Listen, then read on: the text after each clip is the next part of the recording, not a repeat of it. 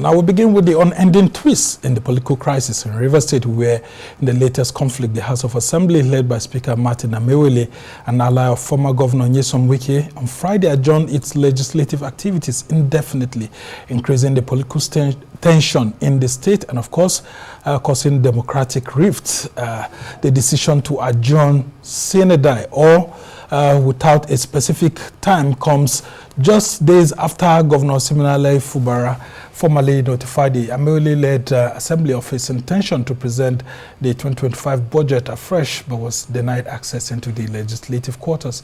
Now, the indefinite adjournment has cast uncertainty over the budget presentation, fueling speculation about deepening political rift within the state's leadership. Now, the latest development is part of the ongoing power struggle between Governor Fubara and his predecessor, Nyesom Wike, who currently serves as the Minister of the Federal Capital Territory. Now, the state's legislature has been a battleground for their loyalists, with the assembly leadership firmly aligned with Nyesom Wike. Meanwhile, some angry Ijaw women of Kalabari extraction on Saturday vandalized giant billboards bearing the pictures of the FCT Minister Nyesom Wike. The billboards, which were erected at the junction leading to Abalama, was in honor of Wike, who is being hosted to a grand reception by the Ijaw leaders through the Ijaw stakeholders under the platform of New Associates. And of course, during that reception, Wike actually said clearly, and I want to quote him, that he will not stop the Rivers State House of Assembly from performing its constitutional duties. Well, to help us understand the conflict of interest in Rivers State, and of course, how it may affect Nigeria's democracy, we have joining us in the studio a former presidential candidate of the African Democratic Congress, ADC, Dumebi Kachikwu. Thank you so much for joining us. Thanks for having me, Sonna. Yes. So, I mean, what's been your reading of the political tension? And of course, we've been seeing the back and forth. Even President Tinubu said despite his intervention, it's unending. And of course, people are beginning to be afraid of what this may actually lead to, especially with the militants threatening to bomb platforms if Governor Sim Fubara is impeached. But now the Assembly has gone on recess indefinitely.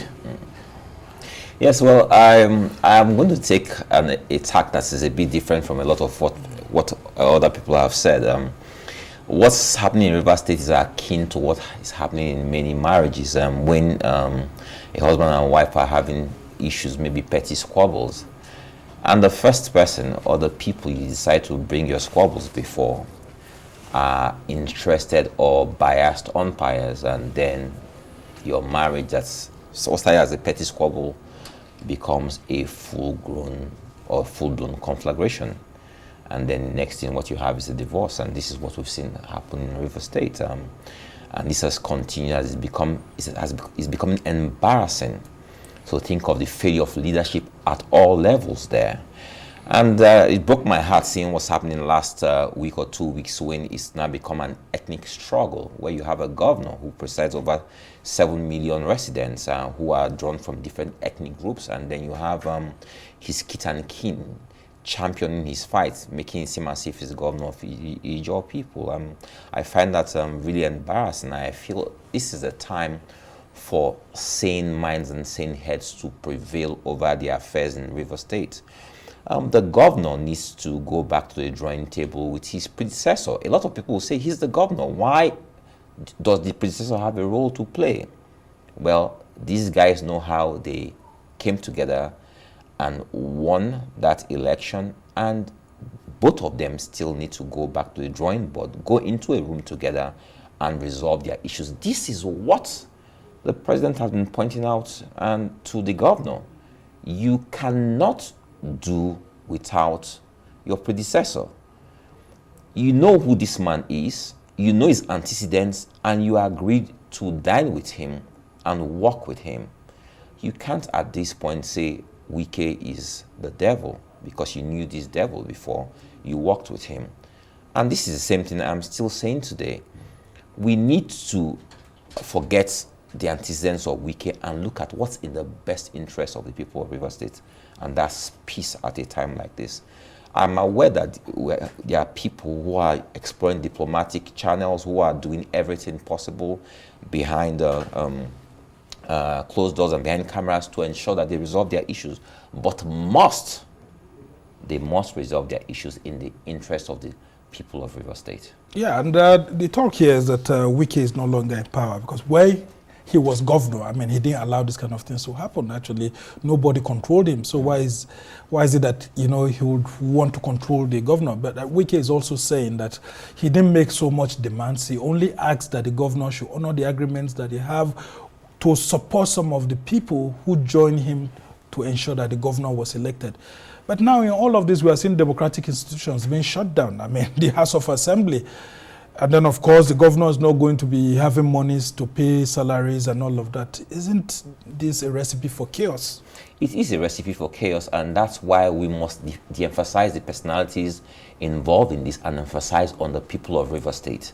If we continue to emphasize on the people of Rivers State, I think with time, these personalities will understand that they are doing great harm, great disservice to the people of Rivers State. Rivers State is the fourth largest state in Nigeria in terms of numbers. In terms of economy, it's one of the top 3 economies in Nigeria. It's a very important state to the Nigerian nation. And we can't all watch and see a few individuals bring the state to its knees. These people still need to explore the political and diplomatic solution to resolving their problems. And that means that the governor and the former governor must sit down without all the people who are bringing themselves into this equation, who are making the situation worse. I heard former Governor Wike saying the other day that if Governor Sim is impeached, the world will not end.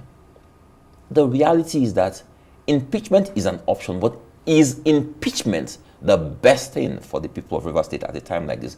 Is it the best thing for our democracy at a time like this? Is it the best thing for the Nigerian people with all our many issues at a time like this? Especially when people will believe that the impeachment is being induced by one man. It's not in our best interest.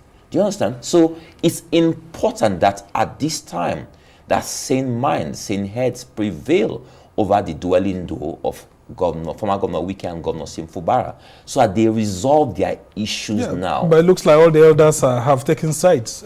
So and the president has intervened, despite the president's power and all of that. It looks like both parties are not willing to listen. I understand the president's frustration, because from reliable information is that the president told the governor, don't let the situation get to this point where it will be difficult for anyone to prevail on the Wike faction. Don't let things get to this point. It's undemocratic for you to continue to run the state with a 4-man legislature. Don't let it get to this point. These issues can still be resolved. And this is what the president has been saying since. And if the governor didn't listen and allow things get to this point where these people seem to have the upper hand, it then becomes very difficult to tell this other party that they should then listen to the president. But the president must understand that he still remains the president of Nigeria. Rivers State is a constituent state in Nigeria, and whatever happens in Rivers State affects all Nigerians. They must, it's not if, they must resolve their issues, and they must do away with all the people who for pecuniary gains seem to be championing fight. Rivers State does not need any fight. Rivers State needs peace. And let's talk about the wider implication of all of this. And I mean, it's one of the reasons why I actually brought you here. Wike has now drawn other parts of the Niger Delta into this conversation. And then, of course, the economy of the country, too, is almost at stake. Saying that it's not only Ijaw people that know how to blow pipelines. that Ikwere people can blow pipelines, and others that Ijaw should stop threatening. And he wished away PANDEF, that's the Pan-Niger Forum, and all of that. So, I mean, others have been drawn into the battle now. And I'm wondering, I mean, you're one of those who have been advocating for Nigeria's oil production to increase and all of that. Can't the president do something about this? Because if our production does go down, you and I know that, I mean, it's not just the APC that will suffer. I mean, everybody will be suffering. I can say this, I mean, the president has actually tried to resolve this issue. It's clear from the meetings that have gone on, the admonition, the advice. He's done a lot. I know when people are angry, a lot of things will be said. I don't believe that anything will happen to our oil production, especially at a time with all the threats that were coming, including from the ex-militants and all of that. Saying that if Governor Fubara is impeached, I mean, a lot of things will happen. People say things in the heat of emotions. Tantita with our security agencies are doing a yeoman's job in protecting our oil and gas infrastructure at a time like this. And I believe this president has gotten it right. They need to be encouraged to continue on that path. Peace must prevail in River State. And the only way for peace to prevail in River State is for us to de-emphasize and shut out all the noise coming from all those who preach war, who verbalize war, who say they will do this, they will do that. We must ignore these people and ensure that the right thing is done for River State people. My emphasis on the people of River State. 7 million people in a state of confusion. You cannot plan business properly, you cannot do anything properly in that state because all you're hearing every day is Wike Fubara, Wike Fubara. We must de-emphasize this. Bring the people to the fore and discuss the issues that affect the people of River State. But in the wider region, I don't see this affecting the politics or the economy of the wider region. All the Jaws are already speaking. I mean, from other parts of the Niger Delta. I will tell you this, Sumner, right? One of the biggest issues I have with Nigerian politics is when people say, we this, we that, we the North, we the South, we the Jaws, we this. I take exception to this. Nobody elected a few people to speak on behalf of a group of people. When you're not elected, you have no business speaking in that manner. And so anytime I see on TV platforms and different things when people come and say, oh, we the North, we the South, we this, you know that they speak for their own benefit, for their families. They don't speak for a region, for a people. Nobody gave them the right. The only people who can speak for Nigerians and use the word we this are those who've been legitimately elected by the Nigerian people. Be they state governors, be they parliamentarians, those are the only people who can use that language. So we must de-emphasize people who speak in this manner. Well, of course, you know that the media is a marketplace of ideas, and people always push their ideas on. Yeah. But let's talk about the wider implication. If there is any threat to oil installations, and then, of course, it does affect, you know, oil production in one way or the other due to this kind of threats. I mean, isn't it time for the security forces to be called in to caution everyone, including Nyesom Wike, because that's what people are saying. If you would have listened to what Senator Bode George said, I mean, he was like, why can't the president intervene? Wike was sounding like, you know, he was threatening a group of people. And then, of course, others are saying that, look, Wike too also has the right to feel threatened and then say what he's saying. But if indeed it does escalate and we have oil production stop, wouldn't it be affecting us generally much more than we had thought? Because, I mean, no one should be predicting this. As a politician, I will tell you this. Wike and those people talking in that manner are just playing politics. They don't have the capacity. They mean none of those things they say. And they can't do it. I tell you this. You don't think the National Security Advisor should be worried? I believe that the National Security Advisor is on top of this and has been on top of this from day one. I believe that one of the reasons why Fubara has not been impeached is because you have National Security Advisor in the fray, you have the President in the fray, and you have a lot of people working in the background to ensure that that governor has not been impeached. But this does not mean that he should not come to the table to discuss with Wike and Wike's faction. This is politics. But the mistake these politicians make, Wike and Fubara, is that the people are the ones suffering. Any politician who says he cares about his people, like Wike says he does, or like Fubara says he does, must do everything to protect the people. I think it's highly irresponsible of both these people to continue in this manner, in this fashion, because the people are suffering daily. And the State House of Assembly being shut down. I mean, shouldn't the lawmakers actually consider the wider implication of this? I mean, if you just decide to shut down an arm of government indefinitely, I mean, you were elected to be a legislator and the people will need your services in one way or the other. what are the implications for our democracy, for an arm of government? I mean, imagine the National Assembly, for example, deciding to shut down indefinitely. Some haven't they been shut down for the longest time? They just came back from a long. Yeah, I mean, it was during Amechi.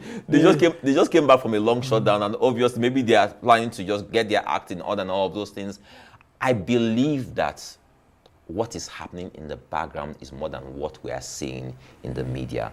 I believe that the president, national security advisor, I believe that Ijaw leaders, Ikwere leaders, I believe the clergy, a lot of people are working in the background. I believe that what they are doing in the background is more than what we are seeing. Obviously, the two people in the midst of this will continue, just like we see Putin and what's his name, the Ukrainian president. See what they continue to do all of those things, but the business of resolving the issues is going on in the background. I believe that the leaders are doing everything.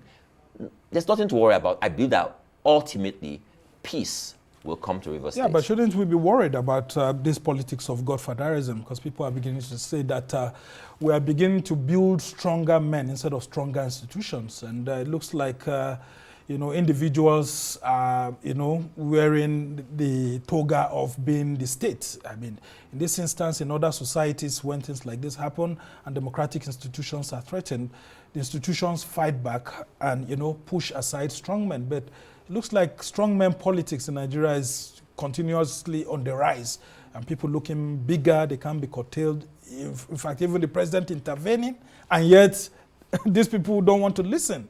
So who else would they want to listen to? I think you finally arrived at what is critical in this matter, this issue. And is it about this? Is this about the politicians or the Nigerian people? I think it still boils down to Nigerian people. The Nigerian people allow themselves to begin for a ride this long. So what should the Rivers people be doing in this instance, for example? So if the Rivers people want a stop to this, then when politicians come to you to buy your structures, to buy your votes, to buy your soul for the purpose of electing people into office, you say to them, enough is enough. We've suffered for too long. This is the politics of Nigeria all across Nigeria. And that's why a lot of people say what people are getting, what they see is good for these people because they are part and parcel of the problem. But now they see what this is causing in their different domains. The Nigerian people, the Rivers State people, if they want to say this, if they've had enough of this, then they know what to do. Elections are coming, and then the people can rise and say, never again, enough of Godfatherism. Well, could it be also that President Tinubu is refusing to actually wield the big stick because himself, he's a godfather. And of course, what's happening in Rivers State, which people are saying that Wike wants to replicate, is maybe what, he's also doing in his state. He lives a larger-than-life, kind of politics in Lagos State. And so it's difficult for you to be able to say, okay, this is the Nigerian state. It must not be threatened. You guys, is it that I want a result today or not? Because maybe, he feels that he could be blackmailed, that he's doing the same thing in his state. Yes, I'll tell you this. This is the old style of politics. This is the politics the old brigade believe in. Total loyalty. They call it total loyalty. What they say is what prevails. They brook no disobedience whatsoever. This is how they've operated this long. And it's gotten them this far. We call him President Tinubu because he is our president today. And his style of politics has worked for him. We say ex-governor Wike, it made him a governor. He's now a minister. When we speak of Fubara, Fubara is a governor by virtue of this politics we speak about.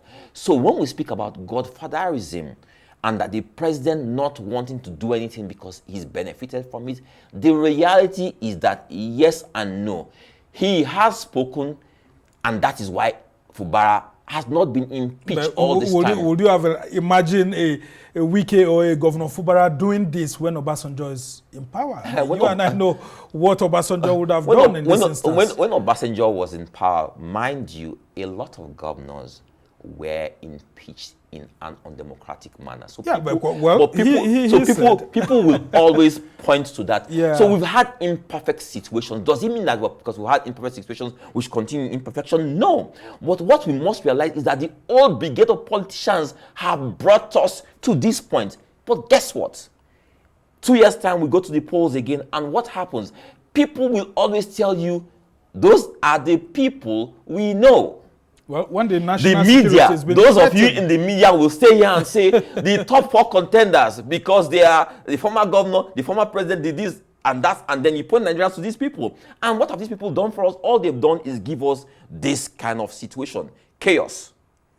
So the media has a role to play, the Nigerian people have a role to play, politicians have a role to play, but ultimately we must realize that Nigeria and Nigerian people come first. If we put them first, I guess over time we will resolve and do away with this kind of attitude. Well, just before I let you go, I mean, you wanted the president's job yourself as president. So just imagine yourself being faced with this kind of situation. You are from Delta State, and a governor and a godfather are fighting all over this. I mean, are you telling him that you go the same route with, like President Tinubu is going at the moment? I don't know the Appealing president. instead of being the commander-in-chief. I don't know.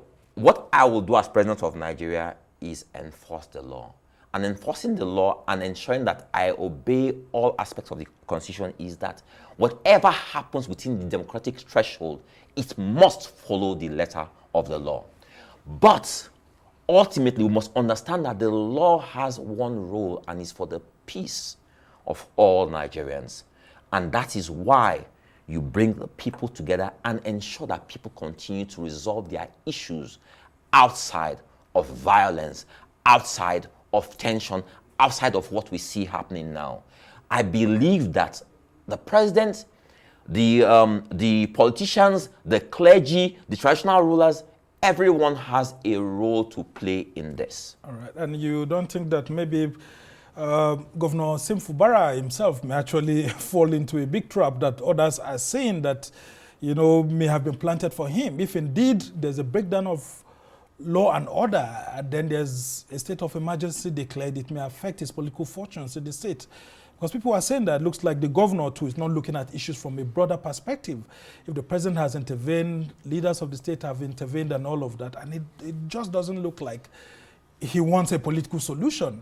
Let me tell you a story. A few weeks ago, I spoke to a young traditional ruler from Delta State, the Obi of Iseluku, has a small challenge in his domain, and I felt like, Your Highness, that I think you should wield the big stick on these people and enforce law and order in your domain. And he said to me, the peace of my people comes before anything else, comes before how people perceive me. And I said to Governor Fubara today, forget what people around you are saying. Remember that your first duty is to 7 million plus people of River State. Whatever you need to do to ensure that the people of River State are dwelling in peace, that their economy is prospering, that they are thriving spiritually and otherwise, you must do. He must always remember, Wike is not the governor. He is the governor. At best, all of us will say Wike is a nuisance, but he is the governor. He must focus on what the people have elected him to do. And what does it say about the politics of APC as a party governing Nigeria, and what seems like a failure to be able to contain this in one single state? And of course, you have the other two big states like Lagos and Kano all having political crisis in one way or the other. People say, I mean, it also calls to question the political credentials of APC to continue as the governing party in Nigeria. APC is made up of Nigerians like you and I. We must take blame to where blame is due, and that is to Nigerian people. What will they do when the next polls come? The Nigerian people have a role to play in what befalls us, what we are facing today. We must never forget this. I don't want to speak about political parties are made up of people. So if you speak about APC, who is APC? PDP, former PDP politicians, different expired politicians, different people come from different parties and are from APC. But they still remain Nigerians. So we must speak about Nigerian people. who we are as a people, our general conduct, and how we perceive the Nigerian state. That is what we must speak about. And have you been approached to get into the new coalition that's been built by other political parties? Yes, that is. Have you been approached? Yes, that is. And do you intend to move? I mean, very quickly. Well, that has happened, and my what I've said to everyone is this: any coalition, any opposition must be a true opposition. We cannot have an opposition of the same. You can't come to me and say. What do you mean by that? You can't come to me and say, "Oh, we need to get rid of President Tinubu." And there's no difference between you and President Tinubu in terms of political inclinations, in terms of age, in terms of living, in terms of anything. So you can't have the same expired politicians who have ruled us for the last 30, 40, 50 years come and tell us we have to form a coalition.